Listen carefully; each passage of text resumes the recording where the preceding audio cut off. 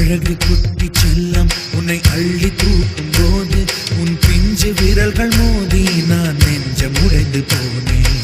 ஆளை கடத்தி போகும் உன் கண்ண குழியின் சிரிப்பில் விரும்பி மாட்டிக்கொண்டேன், நான் திரும்பி போக மாட்டேன்.